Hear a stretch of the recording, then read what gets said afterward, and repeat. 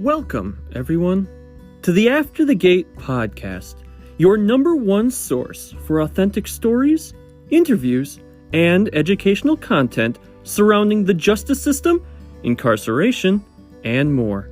Come along with us now as we give you a glimpse before and after the gate.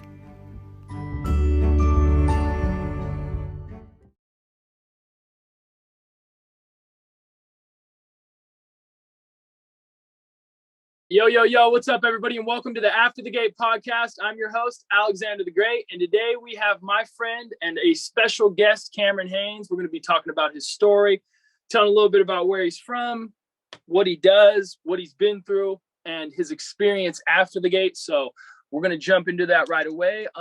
First things first, Kameron, do you want to tell me your full name, your age, your location, where you're from?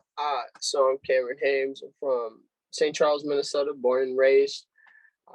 Be 28 next week on Wednesday. I guess. Congratulations, brother. Congratulations. I appreciate it. Pretty much. So it started off more. I ended up having a lot of anger issues and feeling really upset about my parents' divorce when I was like 4 or 5. Didn't know how to take it because I didn't know what was going on. Ended up acting out at school. In 3rd grade, I got kicked out of St. Charles High School, or St. Charles Elementary School, sorry. And I had to go to alternative learning centers. Between that, I met people that expanded my mind on things that weren't as legal. You know what I mean? But poor choices and things poor like that. choices. And I fell in with a lot of the wrong crowd. Ma tried to steer me on the right track, this, that, and the third. But I ended up landing in Lewiston High School, staying at my dad's house and living with him. And when I went there this was in the first 3 weeks, actually, me and the principal did not agree with each other. We butt heads. He was very arrogant, and I'm not a person I don't like to be talked down to. I don't like to be talked at to. Talk to me like I'm a person, bro. I'm a person just like you. That's it. So there was that. I skipped class because since I was so far behind, I was in the special ed class, and I went out to go on a bathroom break. Well, I seen all these drawings that were on the walls and stuff inside the stalls, and I kind of got creative because my outlet was drawing. I didn't journal. I didn't like to write. Not really a poet, but that was my outlet. So to me, I felt that, just getting something out on paper, it actually helps a lot. So I was drawing this little stick figure of him, with a knife coming down some saw shit. And I was like, I did it, and I was, just laughing, giggling, because I seen all the other stuff. Well, I forgot to flush it. I left it on the floor, went back to class. Janitor found it, turned it into the principal. Principal knew the public enemy number one in school was me. Brought me in there. Yeah. Asked me to spell his name on a piece of paper. I didn't spell his name right, I guess. Yeah. I went to look at his name tag. He covered it, and I was like, oh. So I spelt it, tried to use different writing style, and he goes, "No, I want you to spell knife." And I spelt it without a K, and he goes, "No, you're fucking with me right now." He goes, so he told the police that I threatened to shoot him and his family with 22. Yes. But you never said that, right? No, I never. No, like so I didn't have at that time ever an actual gun. Yeah. I was not that kind of a threatening person. Yes, I thought he was an asshole. Yeah. You know what I mean? But no, I never threatened. So he used that opportunity to say some stuff to get you out permanently. Because around that time, that's when the Columbine shit and all those school shootings some were crazy happening. Stuff. Yeah. And then like 3 years before that, we had the little 9/11 shit and all that stuff. Yeah. So it was a crazy time. Yeah. So like he used all of that stuff and all the different charges and stuff that could be put against people with those situations. Put them and condemn them. He was using that to his advantage. Jeez. on somebody who, no, Yeah, I would you're have never just a put kid. hands on Yeah, him. yeah. I was angry with him. Yes, I was upset with how, because he looked at everybody as a statistic, Yeah. but I never fucking wanted any harm to him. No, no. Yeah. You know what I mean? There might have been a few obviously, but that's it. Yeah, You know, yeah. that's it. You know what I mean? Yeah, yeah. And the way he went about it, because then he called the police. The police called my dad, had him come home from work early. He was working at Winona Canoe, and they said, we need to search your son's room. So he met him at the house. I got brought up there And in let them in. They didn't have a handcuffs. warrant at that time, right? He asked You're if just he a could. kid. He asked if, or they asked if they could search my room. My dad said yeah. They brought me up there in handcuffs too, and standing outside the rooms, they're searching it. There's a bunch of different stuff that was in my room I shouldn't have had as a kid, but he didn't pay any attention to that except for a see-through airsoft SMG that you could see the batteries in the hand through the, in A the BB gun, right? Or no, it's a airsoft gun or yes, something? yep, Yeah. little plastic BBs. So there was stuff in your room like marijuana, liquor, or So something? I was I was a MacGyver Okay. growing up. So Yeah. when I first started smoking, I turned everything into a bong or a Yeah, bong. yeah. So you had the Gatorade bottle. I had the Gatorade bottle attached to a Gatorade bottle, attached to a 2 liter type. You know so what I when mean? they found that, what they just look Dude, past he it? literally picked up every single thing. He smelled it, and we smoked tobacco and weed out them. Me and my best friend. I ain't And gonna just let it disclose his go? name, but you know what I mean. Yeah, And he literally did not touch anything. They didn't charge him for any of that. They took the see-through airsoft gun, put that in evidence bag. Like that was going to be used towards the crime of the picture. What would that be a crime of? Annoying somebody? Yeah. Like, bro, That's like, not come on now. Like, what? So was this your first run-in ever with the law? I had a truancy once, but other than that, I never really had a run-in with the law. I have had one time my mom found some weed in my room. I was living in the basement at the time. Mm-hmm. I was probably like 13, and I couldn't find my bowl anywhere. Mm-hmm. Well, come to find out, it's broken down between my legs. I'm standing there like looking around for it, and as she opens the door, because the laundry room's in there too. Mm-hmm. She looks down, she sees that, and she looks at me. Well, her and my mom called the cops, and it was Jeff Schrock. Pulled up. Local cops of the town that we live in. Well, was a local cop, and so like they called him to charge me with like possession of marijuana, whatever have you. Yeah. That was the only time. Yeah, but it didn't affect me. You know, it was what it was. And when this stuff happened with Opsy, I ended up going to JDC in Rochester first with my court holdings. So hold on. So they came to your house. They were looking for the weapon. They took the BB gun. What did they admitted you to jail right then after that search? They brought me to JDC afterwards. So juvenile and I sat hall. there. Yep, I sat there until I was released to my dad like a week later. So a week. But they told my public pretender. Yeah. That's for everyone listening. That's a very common thing in the court system. They're called public pretenders. They pretend to be your friend, but in all honesty, I can't put it all on them because they have a very big caseload. They got a lot of people that they got to do. Yeah, because there's anybody that cannot afford an attorney. There's a lot of people that can't, because that shit's expensive. I'm gonna say probably 99% to 98% of people that are coming into jail, or fighting a criminal charge or whatever it is, they don't have legal defense. Mm-hmm. They don't have legal defense. No, and I'll get into that a little later too on how I was not able to have a public defender with my current charge I am on probation for. But what happened was the public pretender told me, listen, they have you pretty much nailed to the cross, so to speak. Sorry. But that amen, that you just need to plead guilty. Well, they put me on EJJ till I was 19. What is that EJJ? EJJ, extended juvenile jurisdiction, which means that instead of you going on probation till you're 18, you go on probation till you're 19. Okay. Because then if you mess up while you're after you turn 18, they can charge you as an adult still. If you, with the charges that you had as a child. Yes. They can charge you as an adult. As an adult. A new charge? Well, no, they can Just the sentence being handed down now. You can get put in prison. Okay, so the sentence will be delivered or whatever. Well, what happened is they gave me that, went to Elmore Academy. So what you had EJJ. Yep, they wanted me to get sent away to do a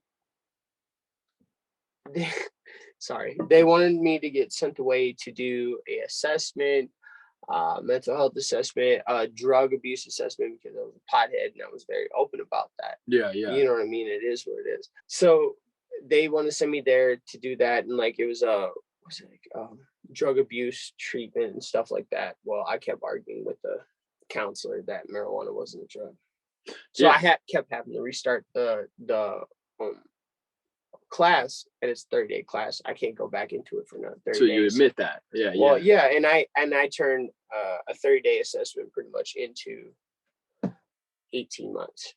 Sitting inside Elmore Academy, and just by not willing to admit or not willing to. It's defending the fact that I never really feel like marijuana was a drug. Like, you know what I mean? Yeah. And I know that, yes, there are a lot of people, and you feel exactly how you want to feel. That's your right as a human being. But to me, with everything I've gone through, I was a kid that I was the $1 million kid actually before I was 16 years old, because my mom took me to so many different doctors to figure out what's all going on with me. Mm-hmm. And I was on so much different medication. She had $1 million in debt before I was 16. Jeez. She's still dealing with that right now. Like, you know, and bless you, Mom. Bless you for fucking doing everything. Moms have a special place in heart. Yeah. No, like that. No, that's my best friend. She has done everything for me. But I had all these other issues going on too. I get angry. I had high anxiety. I always felt like weird about what do people think of me all the time, stuff like that. People don't take that into consideration, bro. And I acted out on it as trying to be this big old badass, like, you know what I mean? It was fun, running around and stuff, but there's a point where it gets to it between being fun and then it being a felony. Yeah. And, you know what I mean?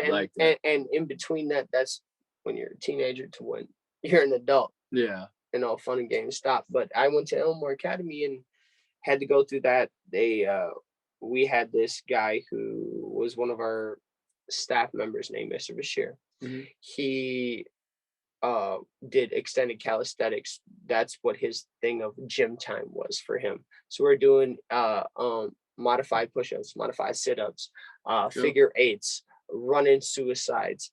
That was our gym time. That was our free gym time. You know what I mean? Like, I'm like, this don't seem like gym time. You know what I mean? This like, don't seem like it. Yeah, I want to play basketball or something. You know what I mean? Yeah. But I was very winded at the end of our suicides, and I was like, I put my hands over my head because I got asthma and stuff. And that's how you open up your airways. Yeah. He's like, "What are you doing? Why are you running slow?" And I was like, "Man, fuck you, Mom. I can't breathe." He goes, "Boy, you better start running, like there's some fire behind you." He's a big old boy. Yeah. And he runs up to me, pushes me to the ground, grabs me by my t-shirt, like right here. Mm-hmm. And then he drags me between his legs out the door of the gymnasium, throws me in the trash can, puts me up against the wall about a couple inches above off the ground. Yeah. And I like swallowed, because I'm like, oh, I swallowed some spit. I'm like, fuck, dude. And he's like, you make a movement like that again, I'm putting you on the floor, boy. Just like gulp. Yeah, because I gulped. I was like, shit, like what the fuck? And then he said that immediately. I'm a kid, I'm scared as hell. I literally gulped again. He put me down on the fucking ground, and this man is like 3-4 of me on top of me. I can't breathe, I can't nothing. And the supervisor of our dorm, of Herrera dorm, shout out to Herrera dorm. Only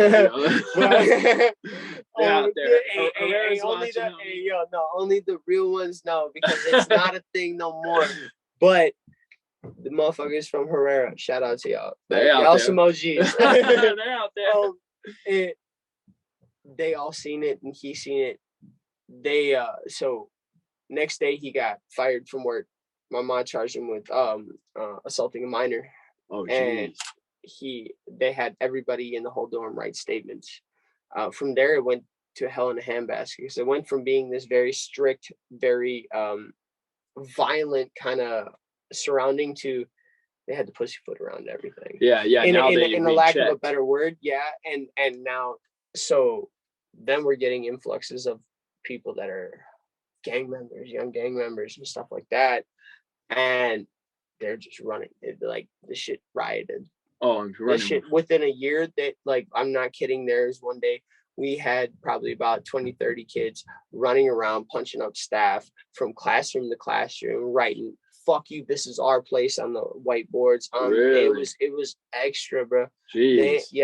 So I went to court, and it was kind of like a reevaluation. I would go to that every 6 months, and the court would, if the judge felt I was doing good enough, It's almost like a parole hearing for yes, kids. pretty much. Like yeah, a parole hearing for a kid. Well, I was there for 18 months, and I go to court because they didn't want me there anymore at Elmore. I got really institutionalized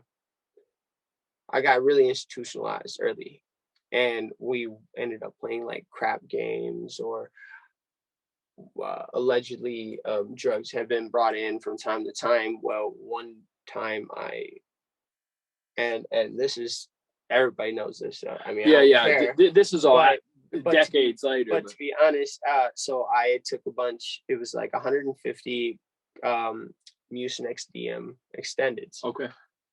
I took a bunch of them and I stuck them into the facility. Okay. How'd you get them from the outside in? How'd you get outside? So I got a home visit. You could get home visits from time to time, and it was my birthday weekend. So they allowed my mom to pick me up. My mom drove from St. Charles, grabbed me, and unknowing to her, sorry, Ma. But we went to Walmart, and I stole allegedly a bunch of these Chloroquine cough cold, the Mucinex DM extendeds, you know what I mean? Because they had it's the cough syrup stuff that people used to do, not lean, the cough syrup, like the ghetto shit, like Robitussin or something. Yes, it's that stuff. Yes. So I brought that in, and I got the whole dorm hide. I gave everybody some. Really? Well, one guy, I had also brought in some weed for myself. Mm-hmm. Well, we're shooting craps, and this one dude was talking shit, and I told him, I was like, if you hit this, I will fucking give you a hit of weed.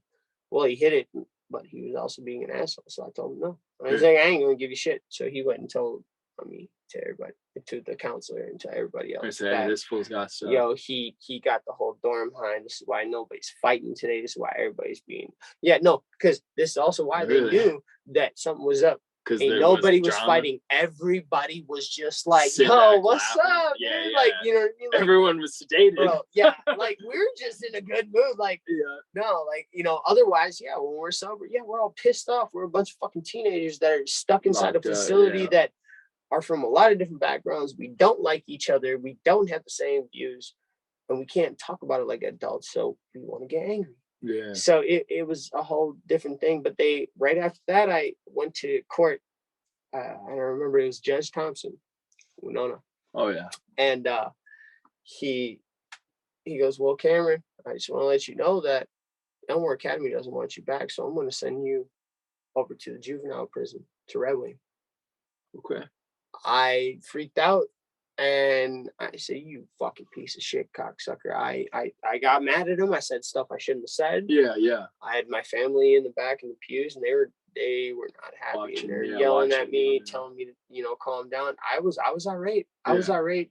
Why were you in court in the first place going back? That was a review? That was a review because it was pretty much an undetermined amount of time. How do they send you away for an undetermined amount of time? That's like here, we're sending you away for life. We'll let you know when we're letting you out. How does that work? Why did you have terroristic threat? Were you charged? I was charged completely. And was there like a set out sentencing, or like I was sent for a mental health and anger evaluation. So there was an evaluation that was pending. That evaluation was at that facility. Technically, and they ended up turning into me having an evaluation to them recommending that I do the program somewhere else. And no, the program there, because the program there is you go up in levels, and 12 to 18, same thing as Red Wing, just less fucking barbed wire. Like that's yeah. But I got kicked out of there because they felt they could not control me, I guess. I don't know what I think their system or their way that they got people to change didn't work with you. Yeah. You know, at that point. Well, and they also said I plateaued. Okay, yeah. Pretty much there was like he's not there's changing nothing anymore. we can do for him, almost is what they're saying. What made me mad the most is he wanted Judge Thompson wanted me to go do the program in Red Wing. That's 12 to 18 months. Yeah, so you were about to be away for another year. Well, and instead of people that I'm dealing with that have made mistakes, I'm in with people that are 16 that have killed people. I'm in with people who are rapists that are 15, 16 years old. They got their own cottage in Red Wing. I'm dealing with gang members who have done drive-by shootout. This is way out of my element. That's you. You know what I mean? You doodled.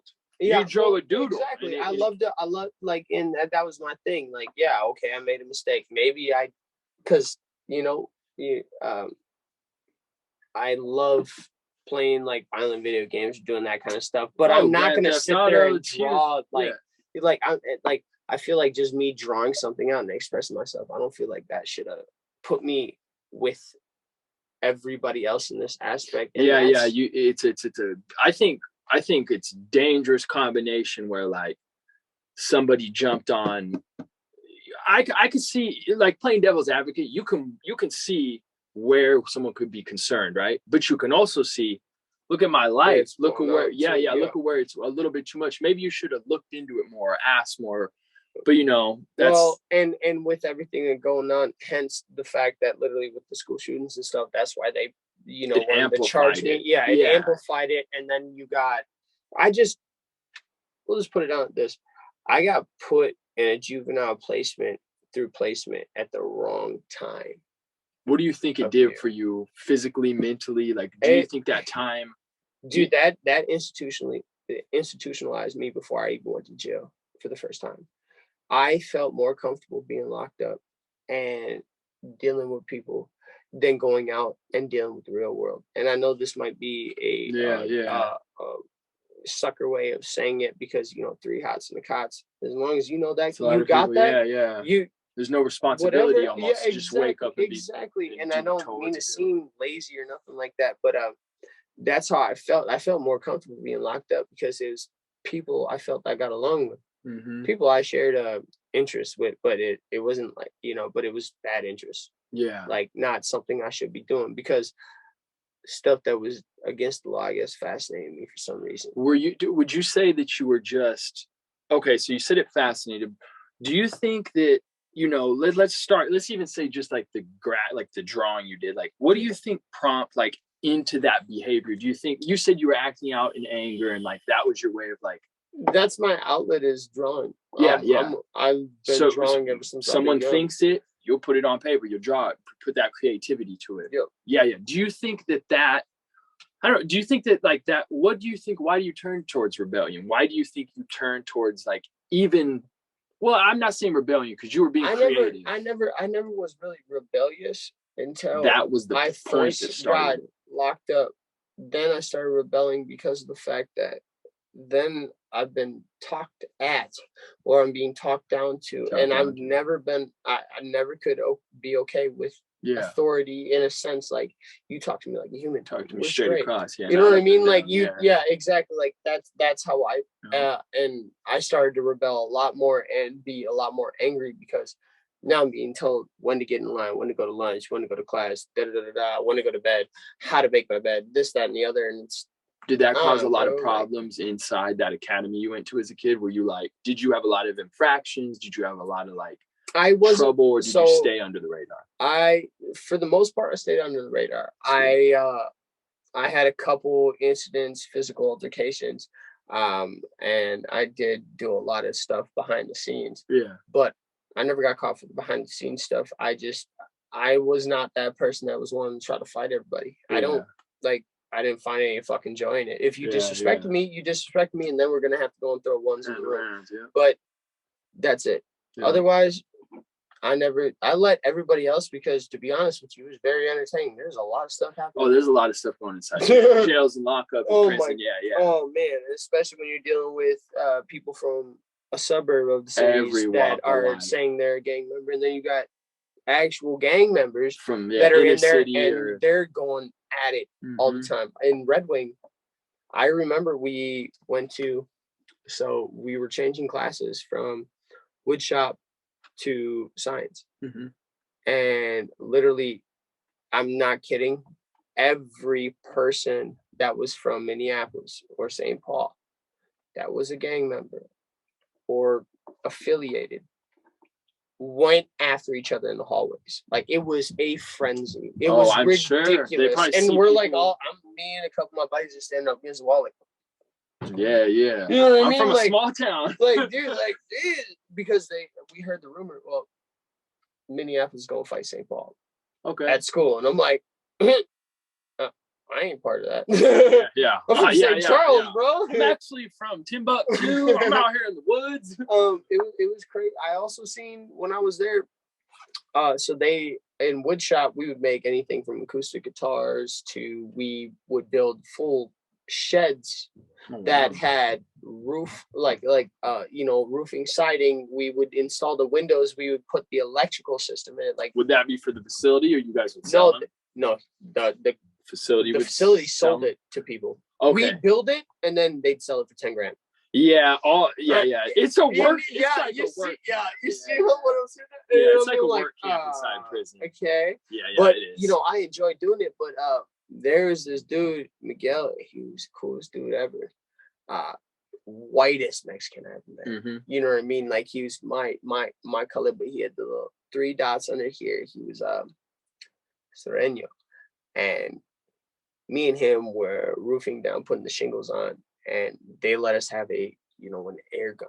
Bruh. Yeah, it's dangerous. Bruh. I was like, okay.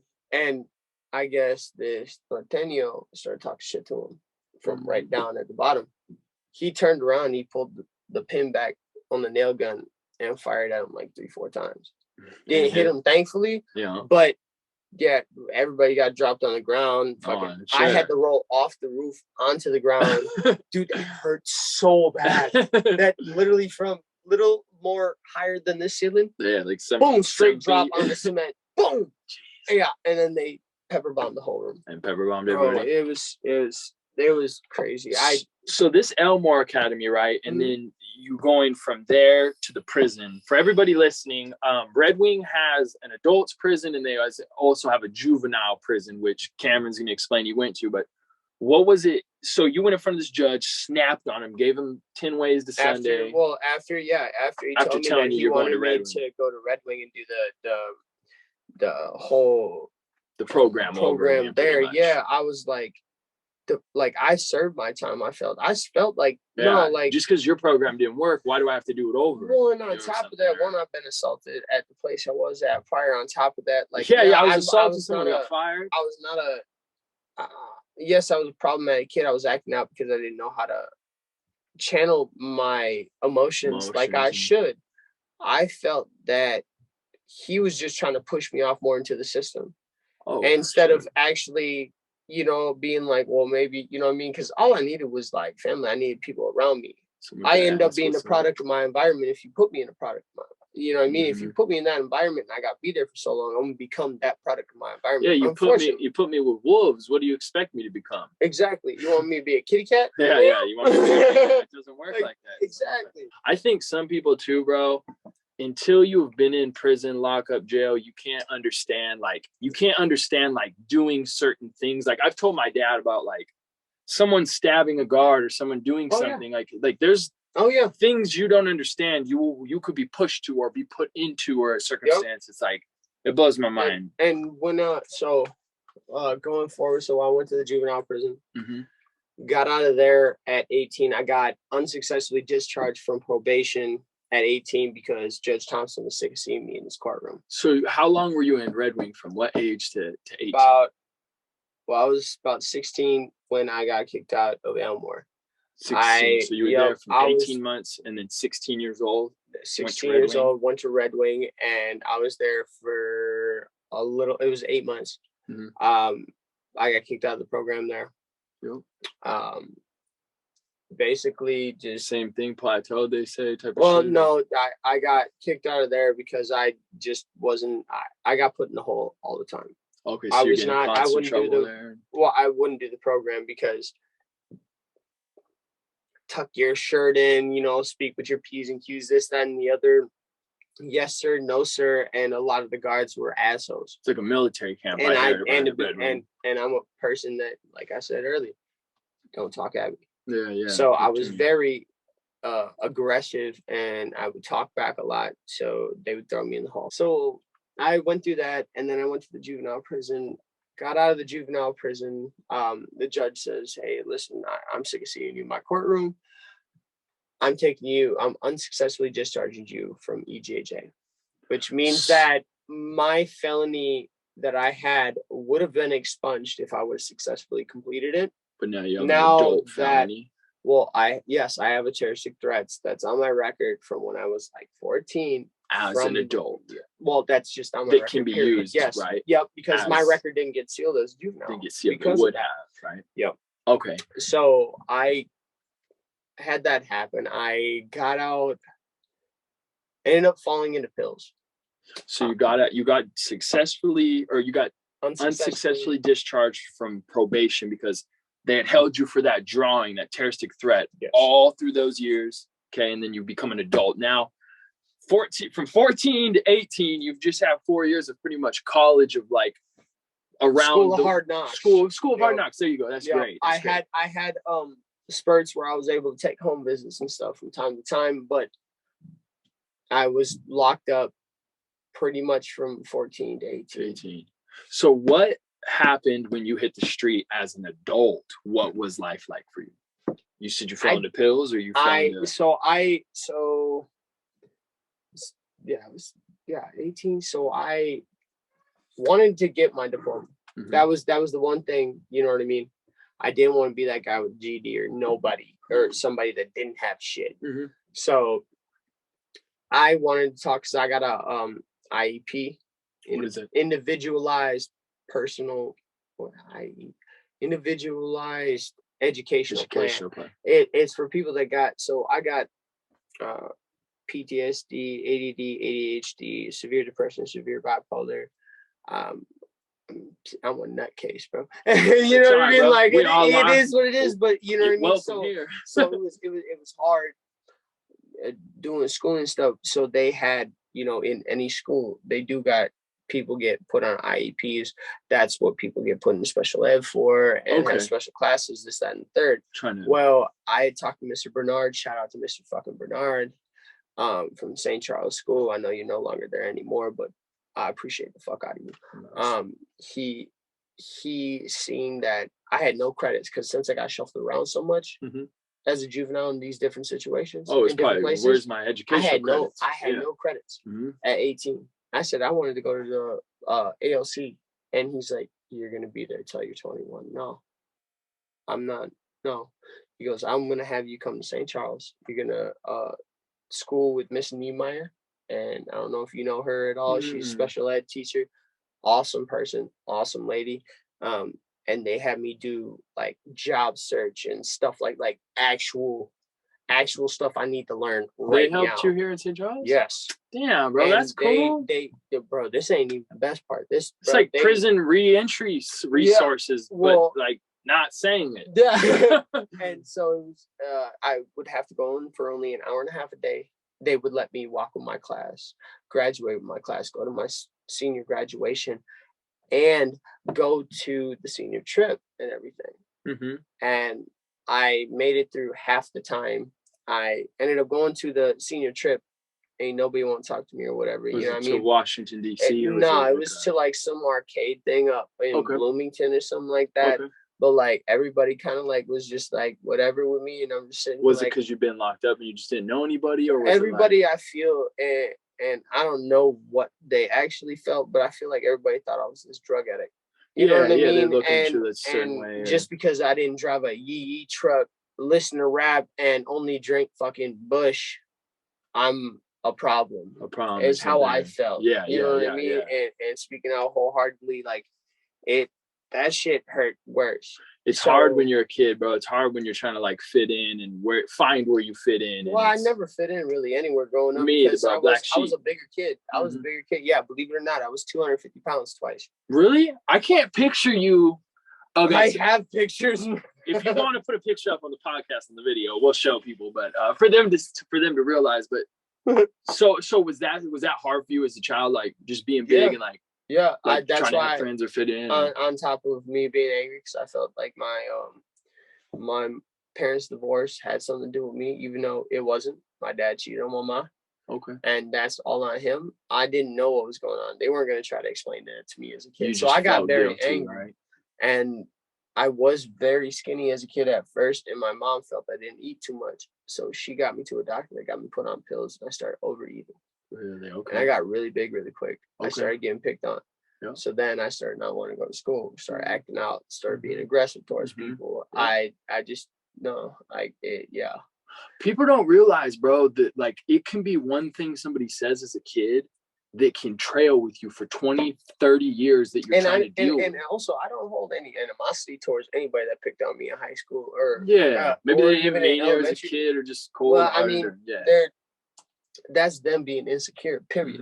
You know what I mean? I learned to accept that too. Like they pick on people when they're insecure. Yeah, it makes them feel better. Yeah. You know what I mean? Yes. Hurt people. And like, yeah, that hurt me. Now that's why I'm also very big on I don't accept anybody trying to pick on people. Yeah. You know what I mean? I understand the poking and prodding, in a fun way, but no. Bro, I think anything that you can do too with your entire situation, your story, and reaching back to people, bro, all that just benefits. And everybody has a story, but like, I think you telling it uniquely as yourself, like no one's ever heard this story, bro. And honestly, this is probably the first time you've ever said it back outside your head, right? Like or maybe if you've had the conversation with somebody. I haven't fully talked about like kind of like my whole life journey, because I mean we're only halfway there right now. Yeah. You know what I mean? Like this it's all up in your head, bro. Unless you write it down. This is just at 18 now. Yeah. Because I got out. I ended up having a bad pill addiction. So did you not graduate from school? I did. I got my diploma handed to me by Mr. Bernard in the jail. In the jail? In the jail. Okay, hold up. This man handed me my diploma. He came to jail and gave Winona County Jail and handed me my diploma. Why were you in jail? You said you completed 2/3 of the program to get. But I got arrested for pretty sure I think it was small amount of possession of marijuana. It was some misdemeanor thing, but I got arrested. I got put in jail for it. And then Mr. Bernard called the jail and said, listen, I would like to have him finish his schooling. If I bring in the paperwork and stuff, you clock his hours, would you do that so he can graduate? He came up to me, told me I'd go literally to the library from sun up to sundown, study, and do all the paperwork. I got it done 8 days before I should have. And next day after I told him I had everything done and filled out, Mr. Bernard came and I got told to come into the library. And usually if you got to go in the library in Winona County, for those of y'all that don't know, you're either in trouble or they're trying to interrogate you. I'm wondering what I do now. Yeah, what's going on? So I'm like, damn, what did y'all find out I did now? So allegedly. So I walk in and he's got my diploma in his hand. And so in Winona County at first, so you wear the orange jump, but they allowed you to have your own boxers and shirts that you could have sent in at the beginning in the earlier years. I had a black shirt underneath. And so it was the orange, but it had the little black. And he's like, oh, that's the school colors. He's like, yo, you want to take a picture? Yes, I do. So you took a picture of him in jail? Me and him have a picture of him having me my diploma in Winona County Jail in the library. That's love, bro. That's love. Okay, bro. So what happened from now? This is your first time in adult jail. You've been to adult prison, right? You're Red Wing. Well, this is your first time in adult that's jail? Juvenile prison. Yeah, you're juvenile prison. So when I first got put in, so I got caught up. So I was 18 years old. I was hanging out with, and I really don't care about saying their names. It's on the papers. Yeah. Jordan Buford and Spencer Coyman. Yeah. I was hanging out with them one night in St. Charles. There's a planned power outage that happens throughout the whole town from like 2 to 5 in the morning to help them be able to work on the generators and this, that, and the like other. For the city or something? Yes, for the city. But it cuts out power for the whole town. Well, one night I'm over at Spencer Coyman's, me, Jordan, and Spencer hanging out, we're smoking. Power cuts out. And I was like, what the hell? Jordan was like, oh, we should go do something. I looked right out the window. Unfortunately, I've been convicted of it, so it don't fucking matter. Yeah. I was like, bro, what about that bike shop across the street? You know, the Verizon one of those bike shops. Let's go grab some stuff. So we busted. I went over and I first cut wires to the building because I didn't want like cameras to be on if there was a generator or whatever the fuck. Hey, you know, I was just being paranoid. And I was also, mind you, high on meth. They did not know that. Yeah. Because I had just started using meth at that point. Yep. And we had knocked out the back window, pushed Spencer to the back, had him unlock the front door. We had t-shirts wrapped on our faces, you know, the whole little Taliban style. And went in there. We grabbed, I think, what was it? 28 smartphones, 36 Invicta watches, because I guess he was also a watch repairman on the side and had a whole big old box of these that he was repairing for somebody. Oh, wow. There was like 4 or 5 iPads, a bunch of cell phone accessories, unfortunately, 4 skateboards, 4 longboards, and 2 BMX bikes, and both the registers. Oh, wow. We had went back like 3 times, right? 3 times back and forth. Jordan, you guys are wild. Bro, Jordan, I'm not kidding. The first trip we made, he's got the register in his hand, right? This man gets halfway across the street, trips on a little piece of pothole, and literally smacks the ground with it, and you just hear ka-ching, and then you hear change it. Oh my gosh. Dude, that's like a video on World's Dumbest Criminals or something. Dude, it was hilarious. I was fucking dead. But what happened was, you know, we did what we did. We split up everything, and then I'm hanging out at Jordan's house a couple days later. Well, I guess he wouldn't flash his fucking goddamn new flashy watch at a party. Some people seen it. I'm pretty sure it was the girl's uncle's watch. Okay. It was this girl who knew it was her uncle's watch. He was missing. Yeah. So, you know, pointing the finger and all that other stuff. So I'm upstairs in his room. We got 2 duffel bags, split up with both of what we got. And there's a knock on the door. And that ain't a knock. It's a loud. Yeah. I looked at him and I'm like, bro, that's the cops.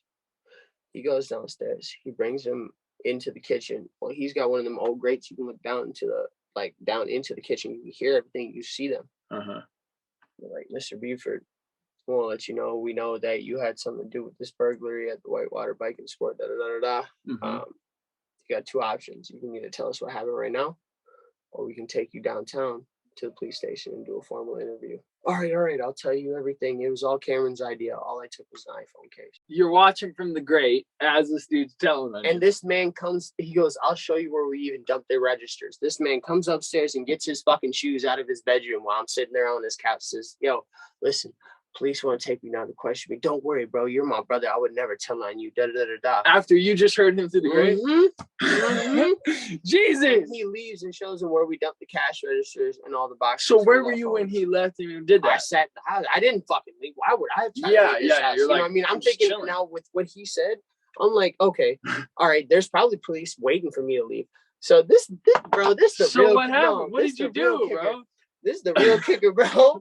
He comes back. He goes, bro, they know everything. I don't know how they know, but they know everything. They're going to Spencer's house right now. There's a cop parked outside of my house. He goes, but I got a black BMX bike out back. He's like, just go out the back door and take that bike back home. I got on the bike. I back home. I get to the house. There's a cruiser cruising around. Ken Frank cruising around my block. I get there. I looked at my sister and I was like, Kat, I'm sorry. I'm going to probably be going away for a while. I did something stupid. And she's like, what do you mean? And I'm like, I can't explain it. I don't want to put you in a position or nothing like that. Mm-hmm. My mom pulls up, calls me, goes, oh, hey, could you help me, unload some groceries? Go out there. And as I'm grabbing some groceries, I see in the alley Ken Frank going around. And I'm like, oh, you see me. Mm-hmm. Well, and I had Slim at the time still, before he had passed away, rest in peace. But I'm bringing in the groceries and I look out the kitchen window into the alley and I see the cruiser pull up. Looked at my mom. I said, Mom, I'm going away for a while. She was like, why? I said, I can't tell you. So Ken Frank knocks on the door with an AR strapped across his chest. I pick up my little wiener dog Slim because he's barking up a storm. Mm-hmm. He's like, drop the fucking dog, put your hands in the fucking air. I said, do you want this motherfucker to bite your goddamn ankles? Mm-hmm. And if you end up kicking him, I'm going to kill you? Yeah. Or what? Because I'm holding him. I can pass him off, but fuck off. Yeah. And I handed him off to my mom, and they cuffed me, brought me down there. And everything besides what I had in my duffel was sitting in the goddamn evidence room. Okay, so this charge specifically, you took it all the way to trial. Your co-defendants testified in open court saying it was you were maintaining your innocence. So this is ultimately your prison sentence that sent you away? No, what happened was I played the treatment card. So would you say that in terms of when you got out of Red Wing, right?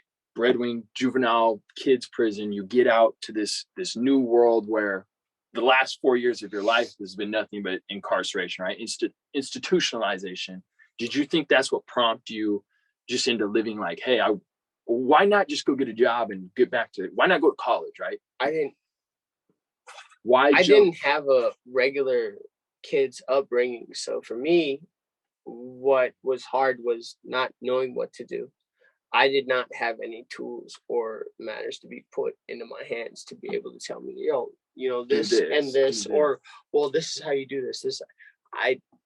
When you're locked up, their teachings in there is a lot different than out here.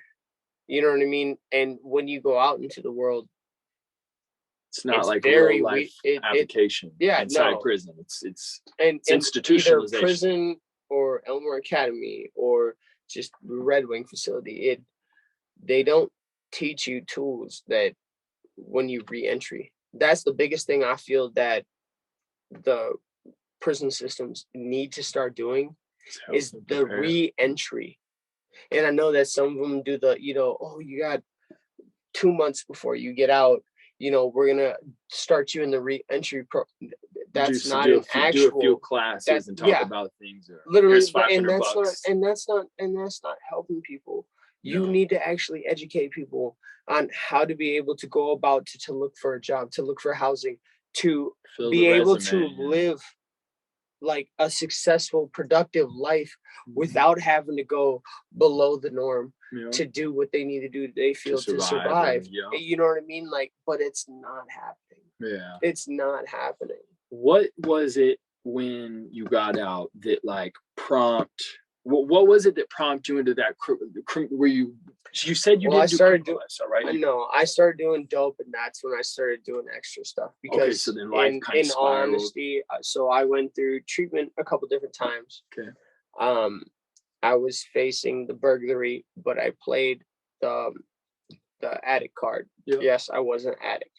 But I was not ready to change as an addict. I just wanted to get out so I could do some more dope. In all honesty, and it hurts to say it, but I was a different person. I got out. I started selling dope out of a sober house in Rochester. Stuff got really, really bad out there. Had somebody pass away, and I just so I ended up going back to my mom's house, and trying to get away. Well, I get a knock on the door. It's one of the police officers from St. Charles. Mm-hmm. And he's a family friend. Comes over and get this. Comes over with his cruiser. Comes in and drinks with his uniform with my family, and then goes and leaves and drives his cruiser home. You know what I mean? Like, yeah. For small town, it's looked over. I think it is small town a lot more.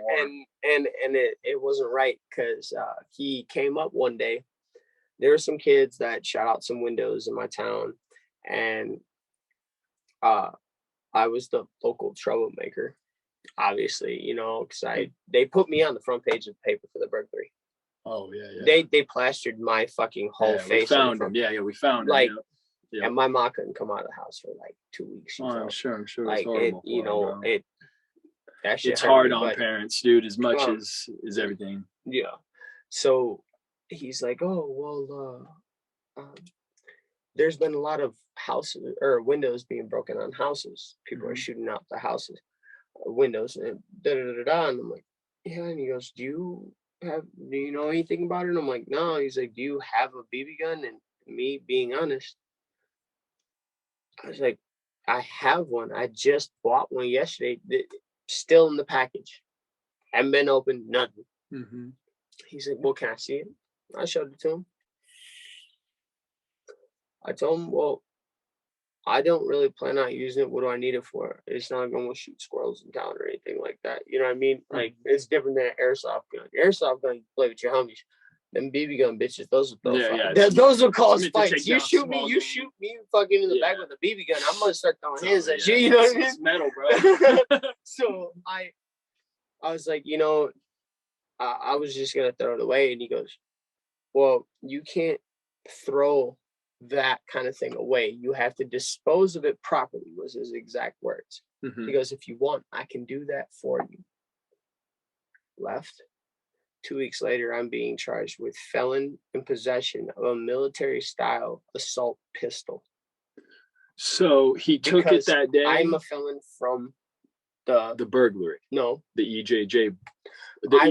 I'm still facing charges on that. I'm still going to court over that. Burglary. It's the fucking terrorist threats. Okay. It's the EJJ, the doodle that brought the 4 years of the incarceration. Yep. That's the felony. Yep. So okay, so you took your BB gun, and then what? So did they come get you 2 weeks later? Or did you get? No, I got a letter in the mail. And what did I got a letter in the mail stating that you were being charged as a felon in possession of a military-style assault pistol, a 6-shooter revolver. So was it a pellet gun? Was it a felony they charged you with?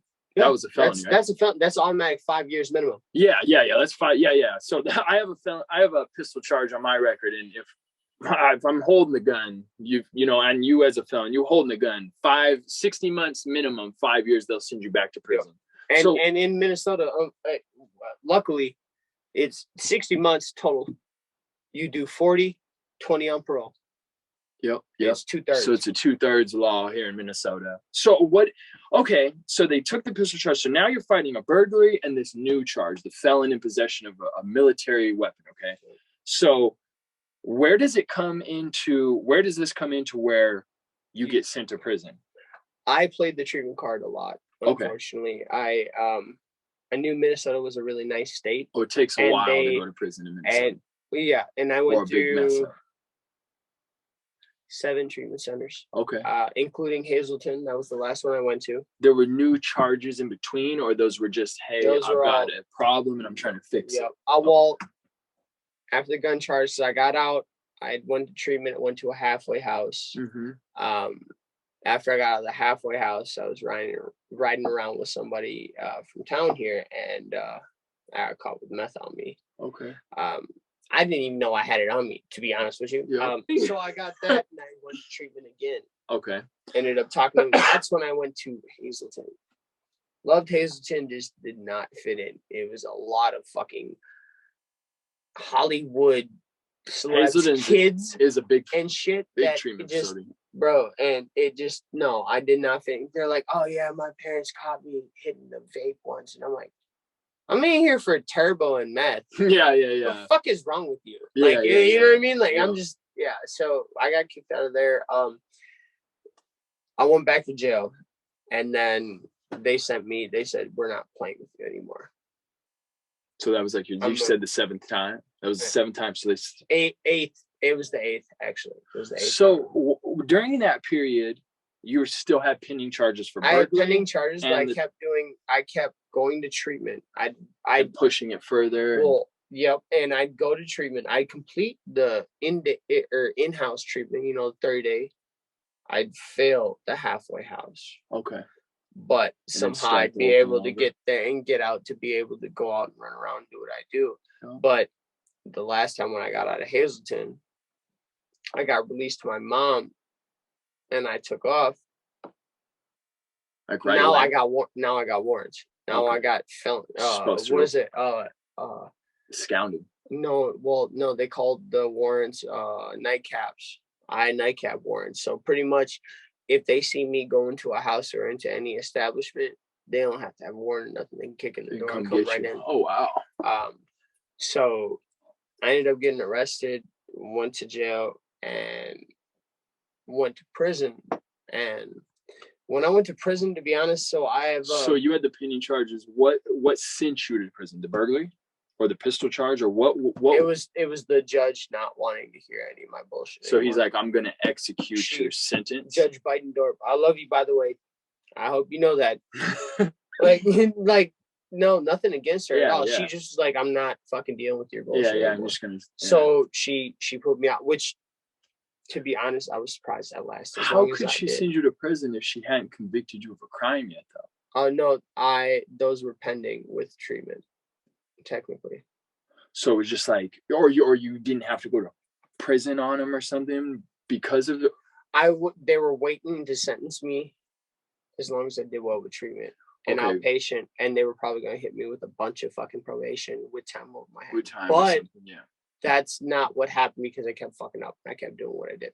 Okay. You know what I mean?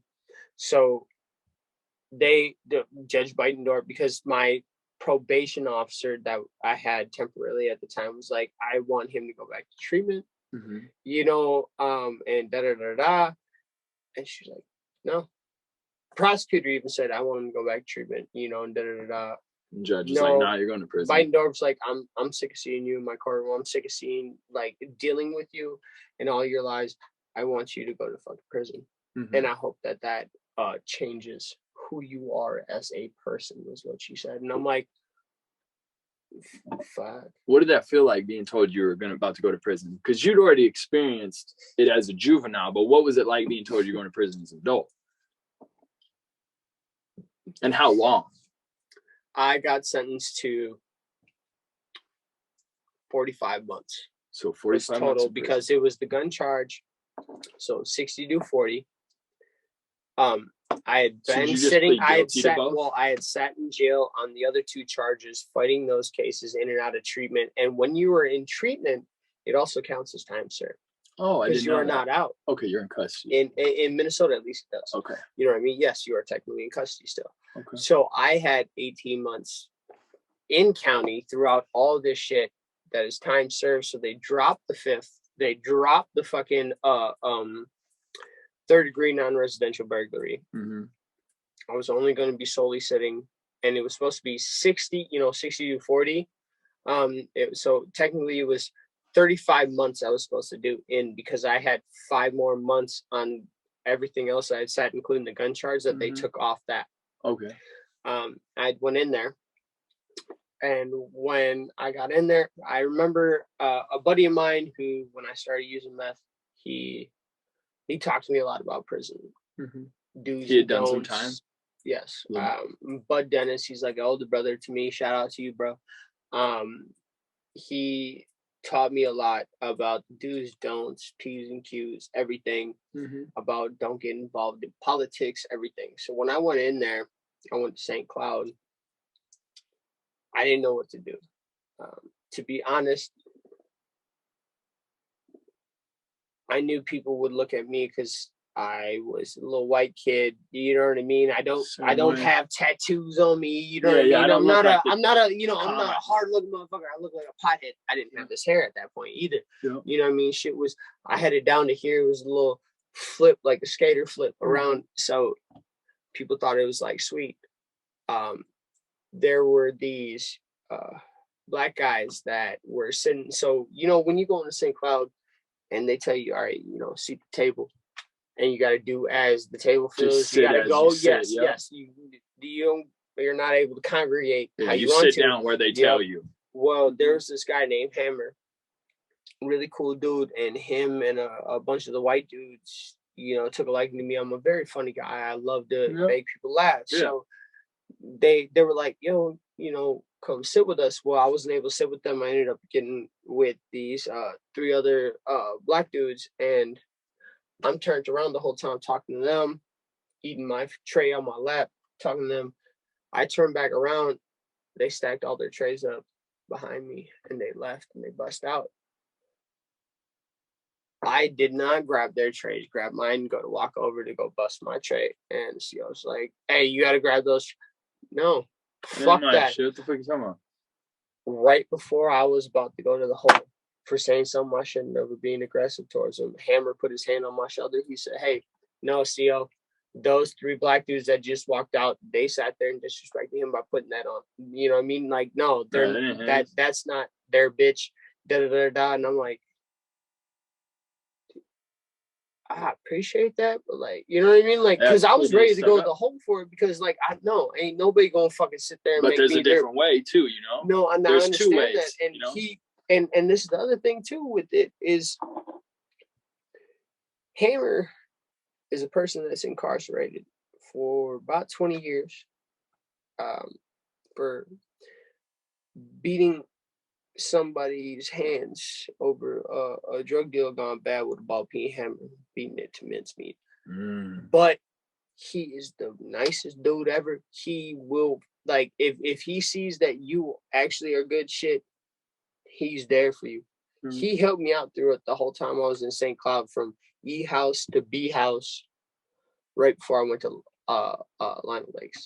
Okay, so got transferred to the medium. How long were you in St. Cloud? I was in St. Cloud for 30 days for the E house. My first week in there, my childhood dog passed away. I put him down. Week after that, my great grandfather passed away. Was not able to be there for that. It is what it is. Rest in peace, Grandpa.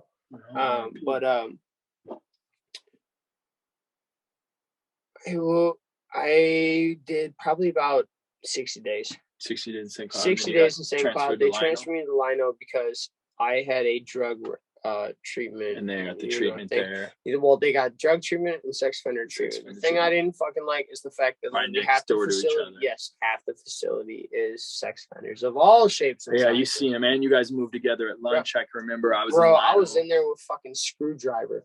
Okay, yeah. I don't know if you know who it is. Yeah, I've heard stories. Yeah.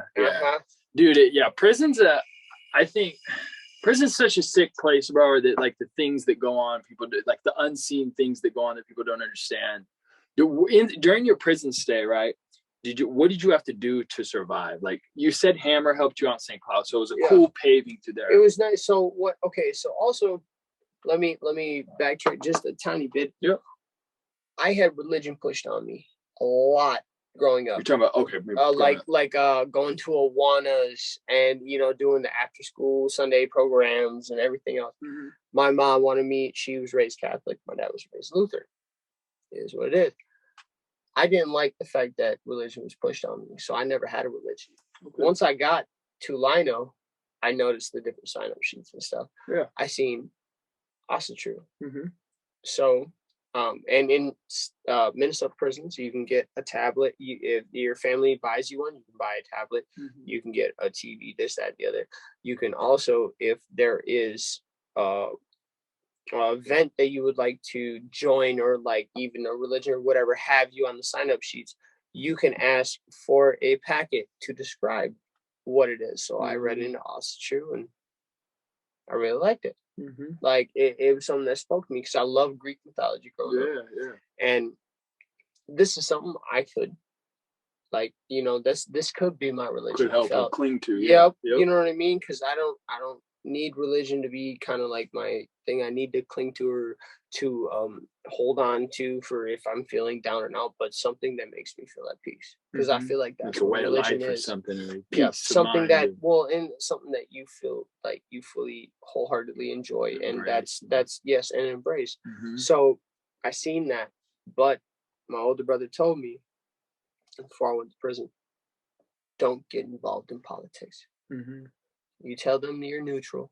Is it the brother that I know that I met inside prison, Bud? So for everybody listening, it's a weird turn of a circle, because I knew Kameron when I first transferred from California to Minnesota. We met, he was a youngin', right? Met him at the skate park. Yeah, watched me skateboarding. For those of you who know, I've been a skater my whole life. So it was like meeting his brother inside prison was crazy, because you know how we reconnect now. I didn't know it was Cameron's brother when I met him in there. So Bud tells Kameron, don't get involved in politics. And Bud, he's involved in politics. He's in prison gangs. He's done stuff. He was the vice president for the PMBs for a while. Prison gang inside. I don't want to speak on PMB. If you guys don't know, stands for Prison Motorcycle Brotherhood. It's just like how, and I don't mean to say it like this, but like the Mexicans, blacks, and whites, they don't have their normal street gangs in prison. They click up together. And so you'll have Bloods and Crips that are all together. You'll have Sereños, Norteños, and fucking MS-13s all together. You'll also have Hells Angels. You'll have Vagos. You'll have all these guys that are together too, because that's how it is. It's not about where you're from, it's your race in prison. In Minnesota, thankfully, it's not like down south. Down south, it's a lot more racially segregated. I think politics run the prisons a little bit more in those harder states. In Minnesota, it's more of whoever thinks they're harder and whoever they can prey on, to be honest with you. It is a prey and predator for sure. It's inside.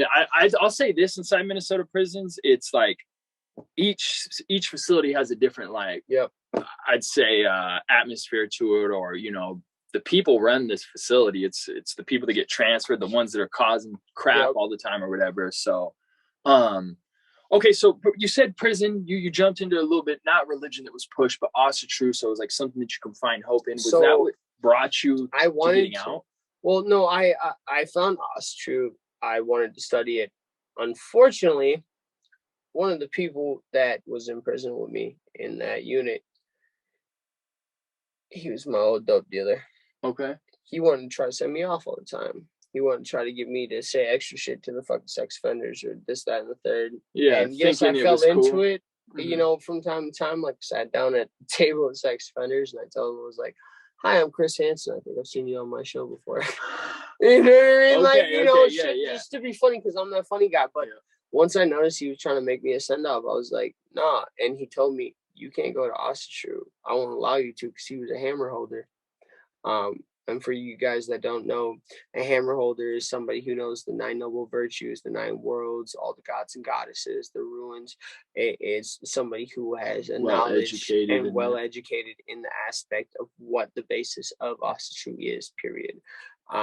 Unfortunately, he was in the hands of the wrong person, because he told everybody else, and he had a lot of power because he's been in and out of prison a lot. Okay. I'm not going to mention his name. You know who you are. But he made it so I couldn't.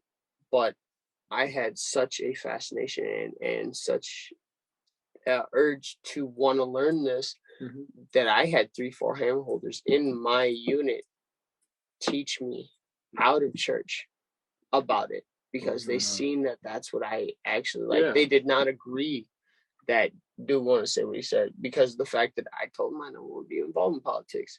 Bro, I come in here by myself. I want to leave by myself. He wanted me to be a fucking send-off for a soldier type shit. So he didn't have to get his hands dirty. Oh, of course. And I'm that's not, what happens. Bro, I'm nobody's send-off, bro.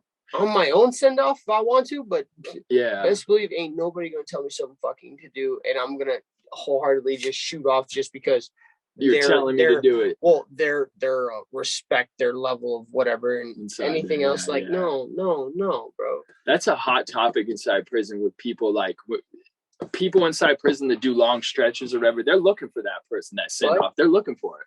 But me making a big point in front of the whole pod about me not being anybody's send off, not me wanting to be involved in politics on my own, man. I was still able to run a store in prison by myself without any protection from not have to worry about any. The only thing, and it might sound racist, the only thing I did, I stuck with the whites. You do not. Well, for everybody listening, that's prison. That's That's if you're not segregating at all, they're wondering what's wrong with this guy. No, it's not that. So when you sell a store, if you do not have backing from the whites or the natives or blacks, Mexicans, what have you, and you are getting rid of stuff to people in different, and I don't mean to say it like this, but races, there are some that they want to get over on a white boy. They have no problem trying to get over on a white boy, especially me. I don't look like a motherfucker I'm gonna smash you. I want half price. Nuts off. I want it for $25. No, they'll ask you, what's this for this? So you want a soup? All right, I need 2 soups back. You want 2 soups? I will need 3 soups back. That's how the store goes. I had people, I had 2 young black dudes. They were GDs from Minneapolis, I'm pretty sure. And they came up to me, they said, we need 2 soups, we need a rice, we need a summer sausage, and they wanted a bag of pork rinds. So, all right. I was like, you guys know what you need to give me back. Week comes by, we get canteen. They're laughing about, joking, they're making food with their buddies. I ask them, what's up? Y'all got my shit? No, what the fuck you talking about? Me, I'm not gonna start no shit. I know I started to learn how prison worked really quickly. Mm-hmm. Really quickly. Because I was the guy that sat back and watched. So I went up and talked to the head of the whites in my pod, and presented him with the problem, told him about what's going on. He called the leader of the blacks in the pod. They both had a conversation. The leader of the black dudes came up to the 2 young bucks that had did me dirty. He looked at him, he goes, you're going to go into your guys' cell and give that white boy what he needs. If you don't have it, you better fucking find it. We are not starting a race war here. That's a big thing in politics in prison. It's not like regular politics. You're not a Democrat or Republican. You are. No, it's respect. You can either be black, white, Hispanic, native, whatever have you. But it's very different, very different. And then living in there further institutionalized me, to be honest with you, because I got more comfortable.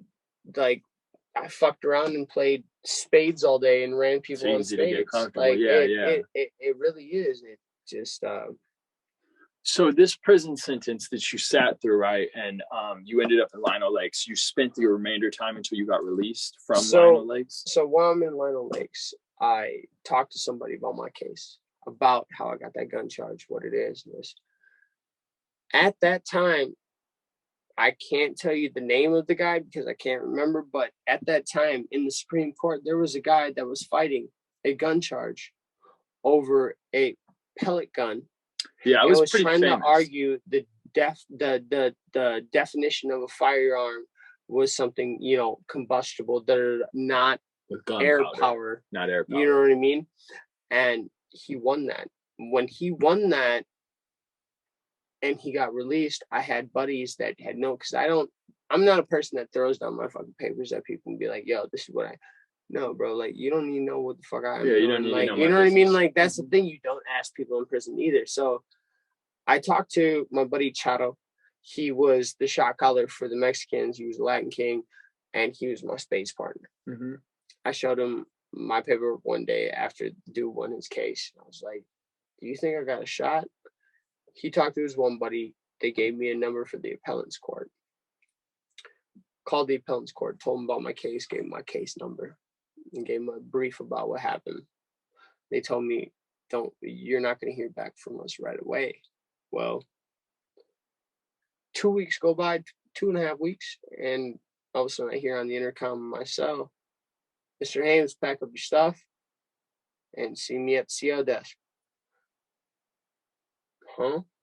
So I thought I was getting moved. Moved to a different prison, or yeah. Yep. So, because I got 26 months left still at this time. I go down there after I pack up my stuff, and I was like, "What's going on?" He goes, "I need you to go down and see your counselor." Huh? I go to my counselor. My counselor goes and puts the phone right in front of me. He goes, "I need you to make a phone call for somebody to pick you up tomorrow." Huh? He goes, "Your gun charge has been overturned. You're being released." He goes, "You're being released 26 months early. Your gun charge has been overturned." Wow. So you wrote a letter, showed your paperwork to somebody that you did. I didn't write a letter. I showed my paperwork to somebody, and he gave me a number for the appellant's court that fights people who've been wrongly accused and convicted. They looked into it. They seen, especially with the fact, because this is also retroactive. Yep. 2 weeks? 2 weeks they looked at your case and dismissed it. Do you know how fucking, and in all honesty, this is the first time I actually really talk about this. Do you know how fucking demeaning it is that you got charged with felony possession of a firearm for a fucking BB gun? I didn't use it in a commission of crime. It was in a fucking package. And you handed it over to be properly disposed of to a police officer that you trusted. Who was supposed to uphold the fucking law, right? That's crazy. Okay, so dude, so this is crazy for you. You're sitting across from your counselor in prison, and they tell you, so who'd you call? Did you call mom? You want to know something funny? Who'd you call? So my mom, so she's a travel agent, been one for 30-some years. She was on a trip to Jamaica the night before. I had to call Tom. So your stepfather.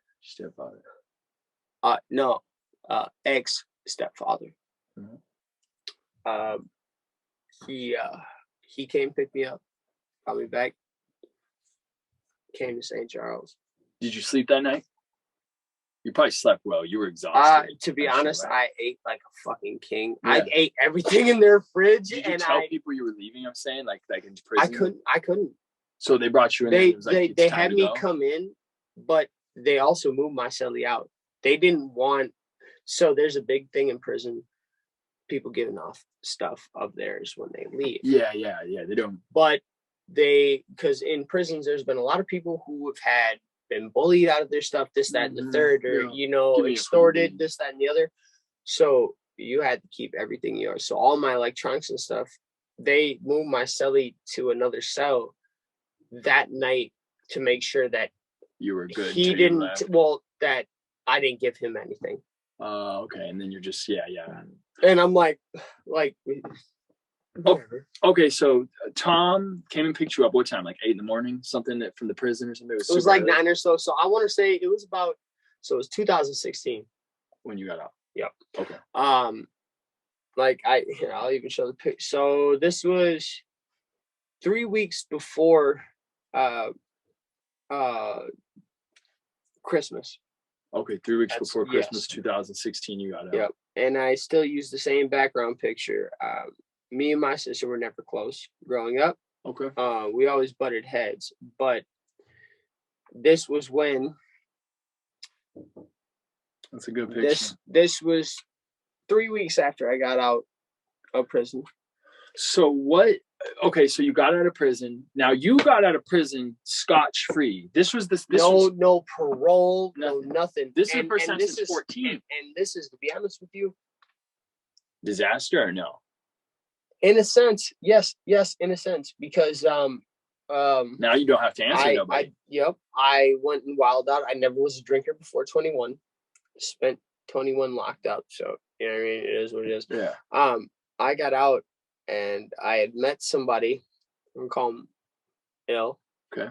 And he offered me about a lucrative business opportunity that was less than savory. We did that for a little while, and I started drinking Hennessy 175 every day for about 8-9 months. Threw every bottle in the back of I bought a bunch of cars after I started having money, like a bunch of beaters with heaters and this one trap van. We filled up the whole car with 175s of Hennessy of what I drank. Yeah. Within about an 8-month period. And I noticed I was starting to go off the rockers. I started getting on pills again.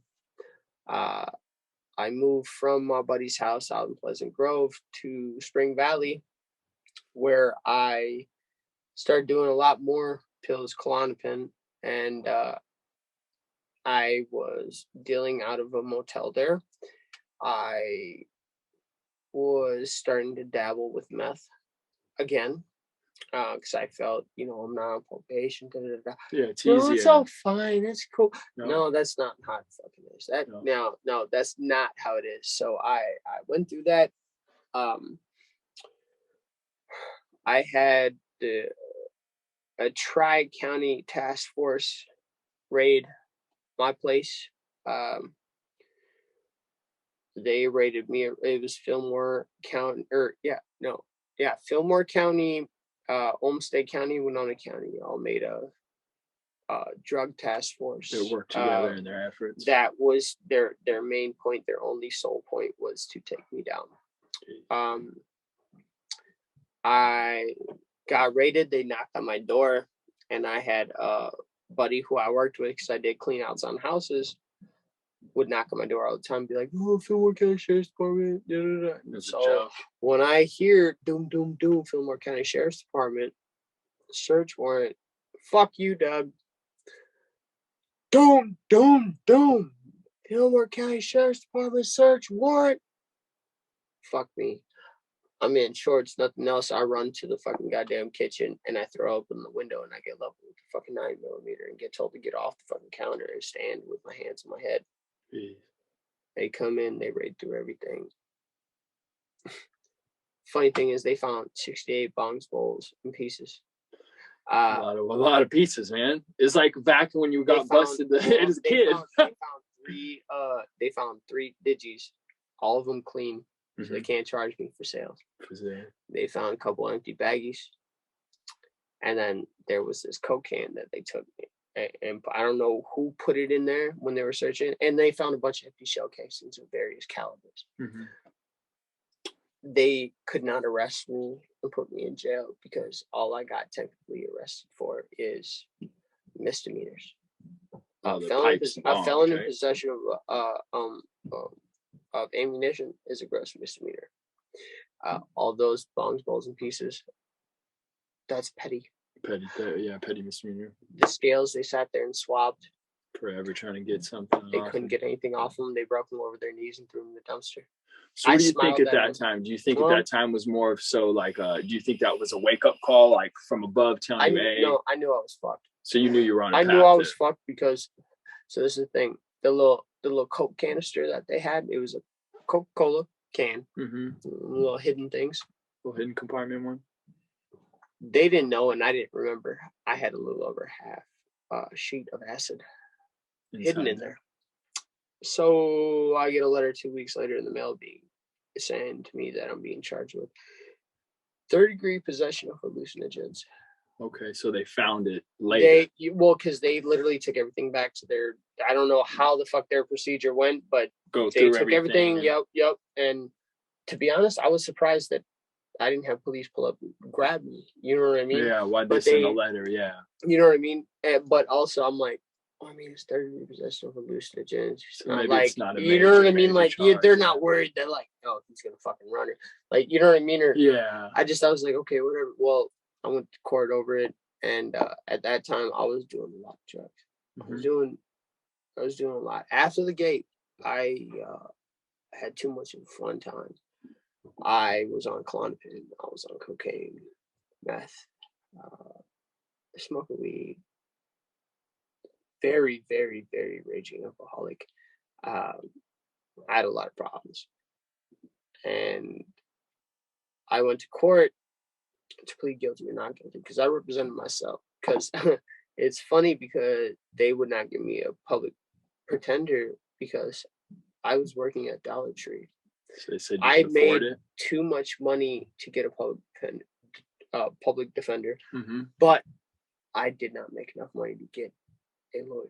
Yeah. So you were like stuck in that middle ground. Yep. I got to represent myself now. Yeah. So to me, that really, I was like, well, what the fuck? So I represented myself. And when I was supposed to plead guilty or not guilty, they also were having senior day in Preston. So all the senior class was sitting in the pews.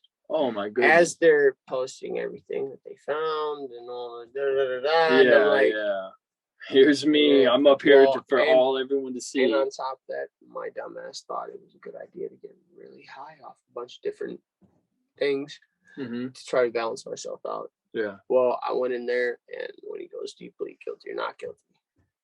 I said I plead not guilty. But I guess what I really said was, So you thought you pled not guilty, and you were so fucked up you pled guilty? No. I was so fucked up that the judge would not accept my plea. Felt I was under the influence of narcotics. Really? They tested me. I tested positive for 6 different narcotics. That's why I went to treatment, cut my hair down to the brim when I went to treatment. I've not cut it since. So, man, that's a crazy circumstance to think that the judge would not accept a plea. He could. But I've heard it. I've heard that before. To be honest with you, if I would have heard the recording, I probably was slurring my fucking. You were words probably super slurring. I'm sure. I ate about 82 milligram Klonopin, smoked a little bit of dope, and on top of that was drinking that whole morning. Yeah, I most definitely was not. Yeah, you were ready to go to prison or whatever it may be. And I told them because ultimately what they wanted to do, they wanted to send me for 5 years. You know what I mean? And my grandma told me, my heart can't take you. The family can't take you going to prison again. So I asked the prosecutor, I said, listen, if I do treatment, if I do everything I want to, because at that point, I didn't want to do my thing anymore. I don't want to do my thing anymore. I don't want to be on pills anymore. You know what I mean? None of that. Like, I want to do something better. So that was finally actually the first time where I was able to want it for myself, because that's the only time that an addiction and you're gonna get over it. It's gonna happen. You wanting it. Doesn't matter your family. Doesn't matter the your whole friends. World wanting that. Doesn't matter if it's your baby mama. If it's for your kid. It don't matter. It's only you. Yeah, this up here needs to be telling yourself you don't want exactly. It. Literally, I can look at that shit today and I'm no.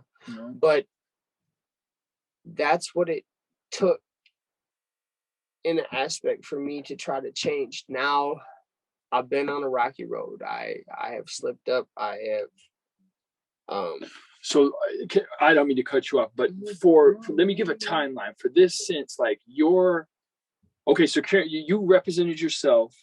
What ended up happening with that? Did you get probation, jail, prison? My mom told me she couldn't take it. My grandma told me she couldn't take it. So I said, yo, was there any way I can get probation?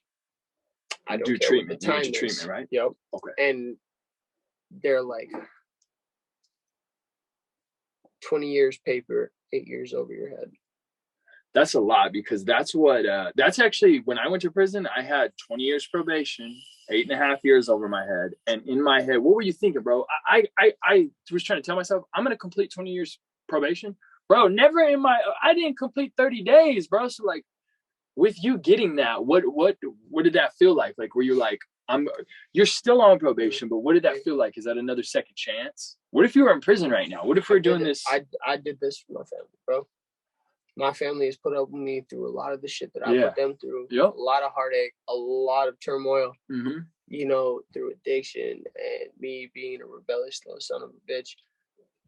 I feel like they should not be should have peace of mind.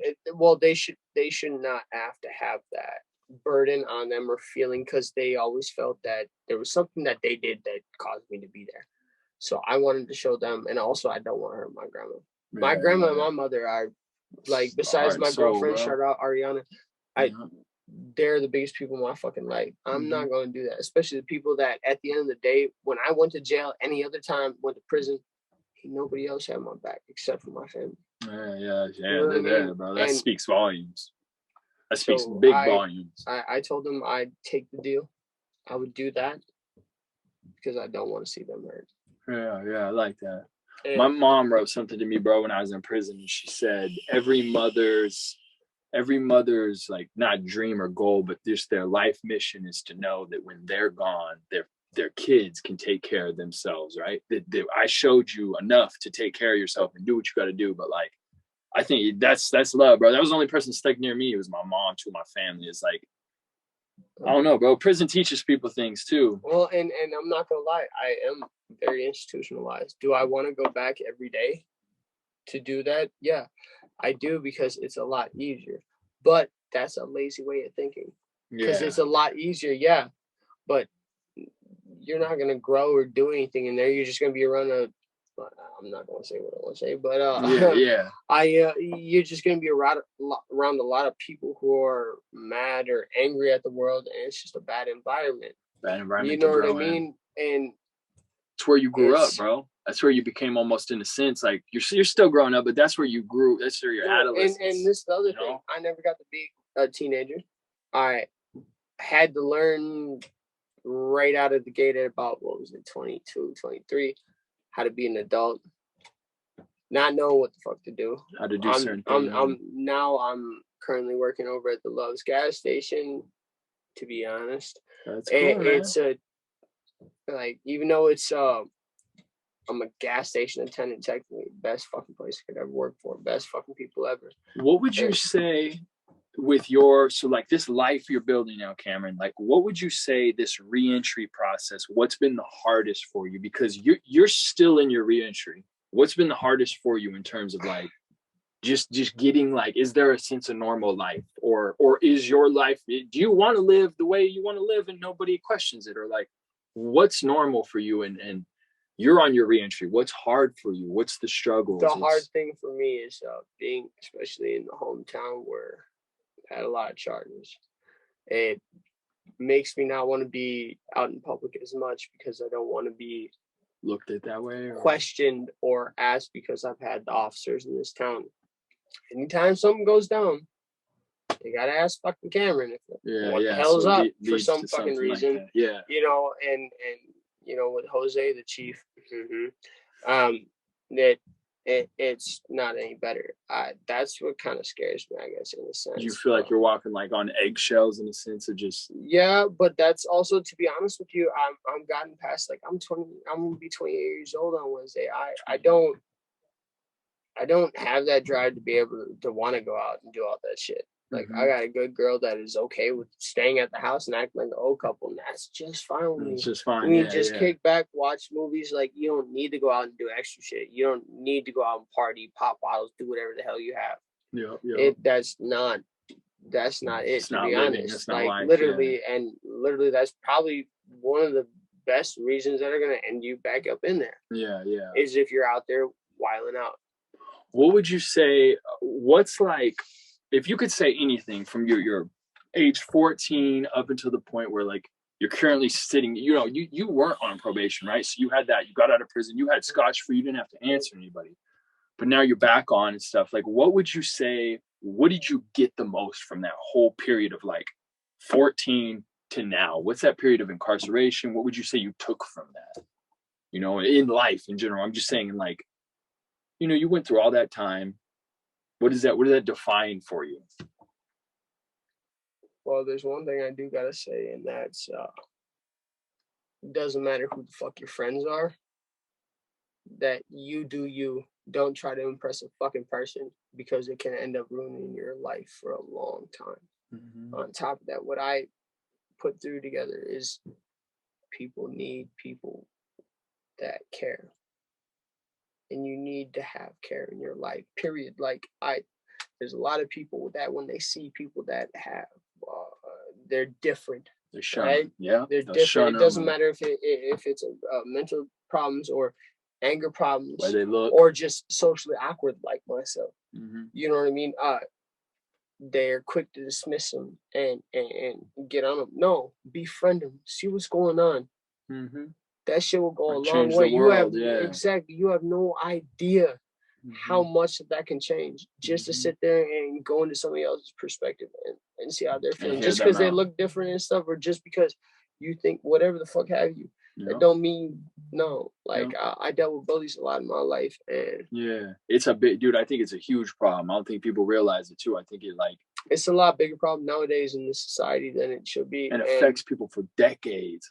20 years. We got cyberbullying, we got all this other fucking shit, and schools don't do a damn thing. With your so starting forward, your life now that you're doing, what do you want to do? What do you want to see your life? Where do you want to see it going? Where do you want to see what's the goals for Kameron Haimes in the next 5 years? What do you potentially? I know you can't plan everything, but what's the life look like?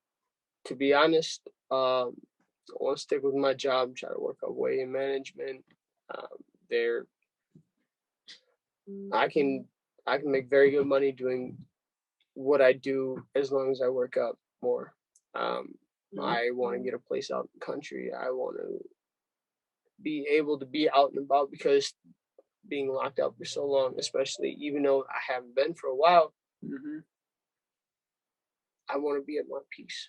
That's my peace. But I also want to help out people who are feeling. I want to help out people before they I got a couple friends who 18, 19 aren't on the best path.